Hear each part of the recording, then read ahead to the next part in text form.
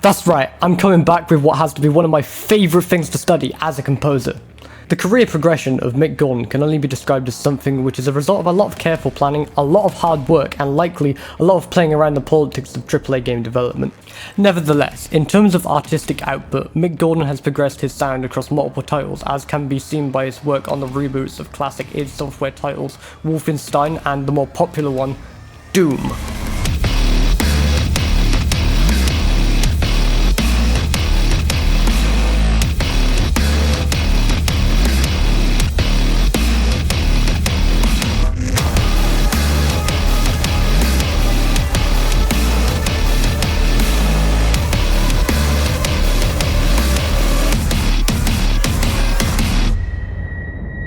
So, everyone has heard the meme, but can it run Doom?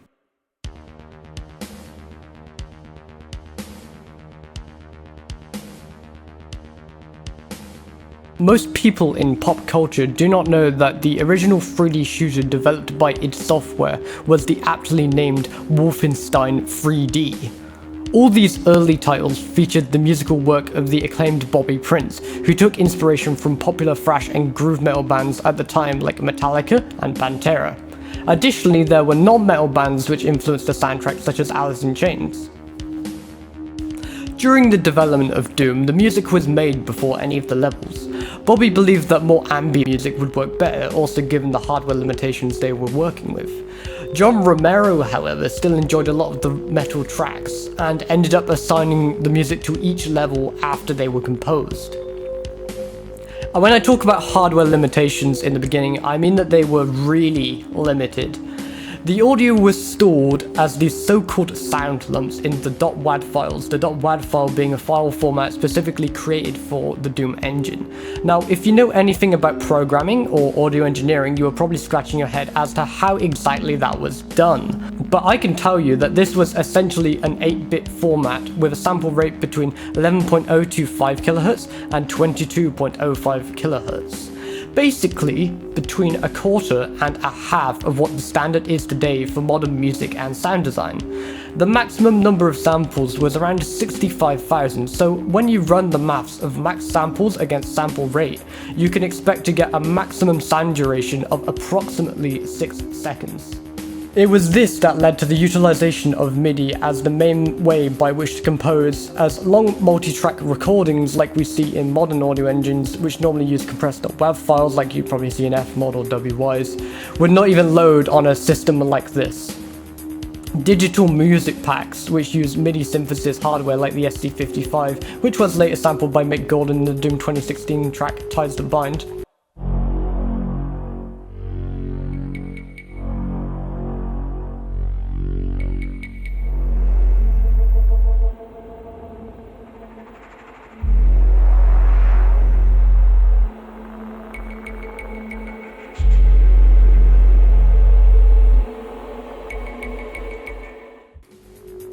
Would be very heavily featured, and that's basically what would give off that classic Doom sound, as we can kind of hear. This is just one technical example which I was able to find, as there is less information about the Wolfenstein 3D soundtrack when comparing it to Doom.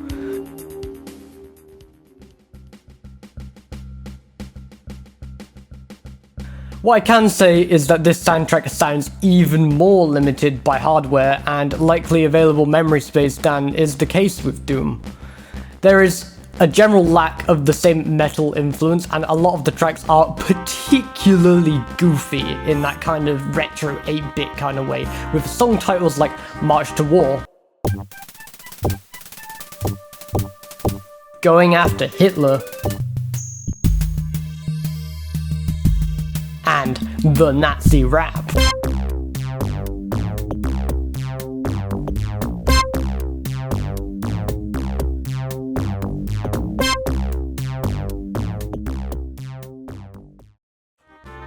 There is the presence of a lot of distorted and bit-crushed sounds in this soundtrack, however, which may in turn have influenced the original ideas on Wolfenstein: The New Order as composed by Mick Gordon in 2014.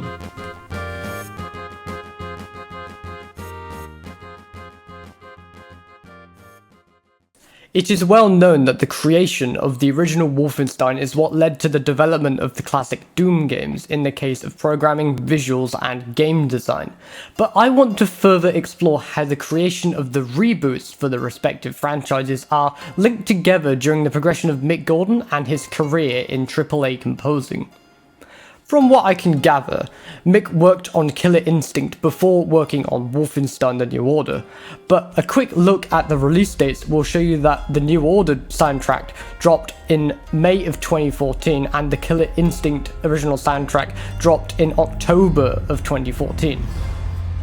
Having worked on various game projects myself, it is well known that the OST as a published entity on Spotify or as a physical release is completely different in terms of comparing it to the music that often ends up in game. Just a quick listen to any of the Doom 2016 game rips will show you that what ends up making the final cut to go on streaming services is very, very different and completely a different beast. Given this conclusion and what I can assume from various interviews and articles, the work on Killer Instinct predominantly occurred before, or at least somewhat simultaneously, with Wolfenstein: The New Order, which shows how, as a freelancer, you may often be pressed for more during work periods of general popularity. It is safe to say that even during this period where Mick Gordon would have been heavily pressed by multiple deadlines, that he was able to keep his cool, and this is probably some of the most valuable things to learn from his career. You hear the word deadline, you think that somebody says, "Hey Reese, can you make this piece of music by Friday?" And Reese says, "Yeah, no worries, I can do that, not a problem." The trouble is they'll tell you that on Monday. You start writing music on Monday, and then you have an update progress thing with them on Tuesday where they tell you something completely different. Now they want it slightly different, and can you give it probably early on Friday instead of late Friday? And you're like, yeah, sure, no worries, I can do that. So you go back and you change your approach again, you start sort of adapting to that. Then you meet with them again on Wednesday and they say, look, I know we told you this on Monday and we told you something different on Tuesday, but today we're going to tell you something completely different. What we actually want is you to work with this incredible musician that, you know, has nothing to do with a game or whatever. Basically, they throw a red herring at you right at the last minute. And you're like, yeah, okay, you know, there's only 2 days left, but I think I can pull it off. And they're like, that's the thing, we actually need it Thursday afternoon now. And so this is what typically tends to happen with deadlines, is that things start like crunching up together. And that's when you start like having to pull all-nighters and stuff to get it done. When I look at Mick's work, it's not necessarily the exact art that he creates which amazes me, it is rather how he is so consistent and able to stick with a project to see it through to its end. With how large publishing corporations normally operate, if it is seen that more could be generally gathered by having multiple composers on board, then a company will normally make this decision to hire multiple given their budget. But on Mick's projects, the quality of work and consistency of the sound is what likely leave the respective game studio more than satisfied with what they get. Hiring an extra composer to produce more music would likely involve more onboarding costs, and not to mention the fact that Mick used to integrate music in games using WYs. Yes, that same WYs you see on every game start screen. So, when he packages this all up, and it's in a way which is both simple for the audio team and allows the in-game feel of the music to be exactly how he intended it, you can see how this kind of leverages that idea that he can have full creative control over the project. In the case of the 2014 Wolfenstein, Mick basically had entire creative control when it came to the overall soundtrack, as can be seen by the credits on Spotify. This led to greater experimentation and visionary integration of the popular distorted cinematic sound as was trending due to the Battlefield 3 trailer at the time.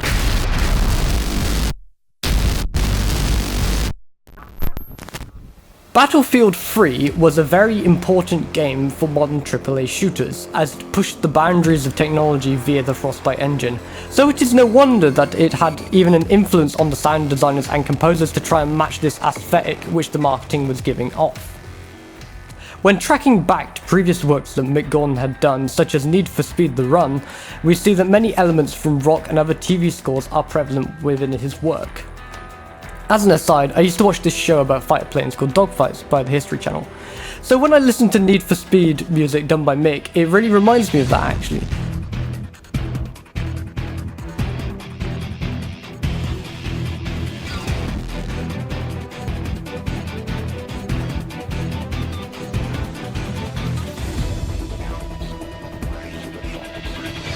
This is where we began to see those clean guitars, fuzz tones, and synthesizers be used together with impactful cinematic drums, creating a blood-pumping experience for the player which matches the pace of the game. For a brief mention on Killer Instinct, as I believe this franchise deserves a whole video in itself, we begin to see a lot more alternative and progressive metal being introduced into the soundtracks. This is where we begin to see that iconic use of low-tuned, extended-range guitars like on tracks called Polymos and Type 03. You can also hear a lot more influence from electronic genres such as dubstep and drum and bass, especially in tracks like Dot Execute. Where we really start to see a fusion of this is in the New Order soundtrack, when the combat really begins to kick in with this game. Kill Everyone is a great example of a more metal and rock rhythm being used in combination with that cinematic electronic style, like kind of coined with Battlefield 3. It is also speculated that around this time Mick purchased a lot of gear that fed into his signature sound in terms of hardware. Funnily enough, this gear all seems to be an exact copy of what Trent Reznor was using on The Downward Spiral by Nine Inch Nails. This was made aware to me by my friend and fellow producer Triple, who did a deep dive into this as part of his university work. So this leads to the hypothesis that Wolfenstein The New Order, just like how Wolfenstein 3D was a prototype for the original Doom games, was actually the prototype for the soundtrack which we ended up getting with Doom 2016. Now, I have already extensively covered Doom 2016, I mean just look at my channel, let's be honest, and we will talk more about it in a successor kind of follow-up video, which will also cover Doom Eternal and the soundtrack controversy, which ended up getting caused with it. What I mainly want to outline via comparison of various tracks is how exactly Mick Gordon progressed his sound over time via elements like array sound design and experimentation with extreme distortion, low-tuned guitars, and the general feeling of industrial anxiety created by his unique OST concept. Where we can expect to see some differences between the two soundtracks comes in the general tone that is set. Wolfenstein is much more reminiscent of the German industrial scene, with what sounds like influence from bands like Feinschlag and others which are relatively obscure. Doom 2016 obviously has much more of that push-forward style of aggression, with its ambience trying to paint the kind of picture of an Argent energy plant during an invasion from the forces of hell. Both OSTs are, however, intrinsically linked, like how we outlined, in many ways, so we're going to set some examples between a few different songs.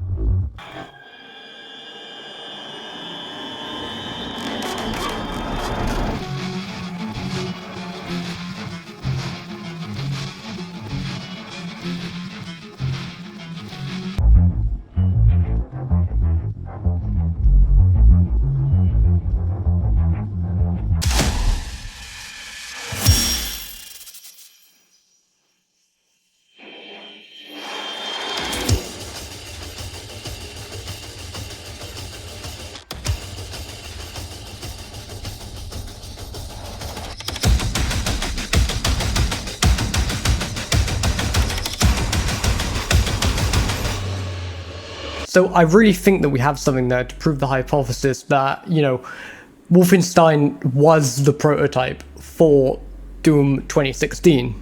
Just because, I mean, you could say it based on the type of gear which he had, or you could say it based on, you know, in terms of general writing, he was going for this kind of electronic bass sound mixed with metal, kind of like metal redone with synthesizers and stuff. And I think that's very, very prevalent just by how we can kind of break down the mixes. In Kill Everyone, we definitely see a lot more of those kind of synths and all that, but generally speaking, like, the arrangements are very, very similar. We hear a lot of those cinematic sounds in the Wolfenstein stuff, and something I noticed is that the mixes aren't as, like, separated, if that makes any sense. Not necessarily as clean, because they're very punchy as well, but the mixes aren't, like, where you have a guitar and just the guitar kind of sitting in a region, or just a synth sitting in a region, and you can tell that by how the AI stem separator essentially separates it. With the Doom 2016 tracks, it can very easily separate out the bass and the ambience and the guitars / synths and the drums, whereas with the Wolfenstein stuff, you know, like the mix is a bit more meshed together. But in many ways this might be stylistic, but I definitely think that it was a progression. And I think this shows progress over time between the two styles. So yeah, that's just my thoughts and analysis. I will do a longer video where I go in and break down all these stems in terms of like production talk, which isn't very YouTube friendly because I use a lot of like technical jargon. And for this channel, I want to make it more kind of documentary style stuff. So yeah, that's overall what I thought of this track, and, you know, of these tracks in general, and how this AI stem separator helped me kind of see the analysis between the different elements of the song. I think that the main takeaway that we can see from these OSTs is the level to which the original concept was both fleshed out and delivered upon in both instances. The unifying factor between them is obvious in terms of production style, to the point where you could likely exchange each track here and there between the two games and most people wouldn't bat an eyelid. This is only possible, however, through Mick's ability to deliver quality and well-produced music that utilizes interesting sound design techniques in a musical fashion. Due to the sheer amount of experimentation which was done on these soundtracks, they have become a staple and even influenced the wider metal scene. Whether this is down to Mick Gordon's ability to play the politics often involved in the AAA scene, or down to the sheer reliability and output which derives an undeniable sense of respect, it is clear to me that this section of his career is something to be admired, because what he took on was no small responsibility. He could have very easily made a generic metal soundtrack or generic cinematic / electronic soundtrack in both instances, but he did not. He had a concept in his head and he was able to develop it, overcoming the fear of rejection when you try something new as an artist, and find that legendary status among game composers. I personally must thank Mick Gordon for being an inspiration to me and the music I create, as he is an example of how work and persistency can get you where you want to go in life. Even if it's something as generic as wanting to make a living from composing music. Sometimes the simple things are enormously complicated, as in practice it feels like everyone is competing for the same slice of pie, even though they don't necessarily understand how to get there. Join me for my next video, The Fall of AAA Music and Why the Market is Completely Oversaturated, where I will go over the success which came from the Doom soundtracks and the looming disaster which happened with the Doom Eternal OST. I actually want to do a follow-up video for this, which I've already mentioned, and, you know, more encouragement will help me make these and make me, you know, make them out of better quality. Thank you to Triple for giving his information about the Nine Inch Nails hardware and equipment for this. I really was made, you know, aware of that by him, so I want to give him full credit where that's due, and I've been Jalf. Thank you for watching. From Bionicle, sick fucking gent riffs.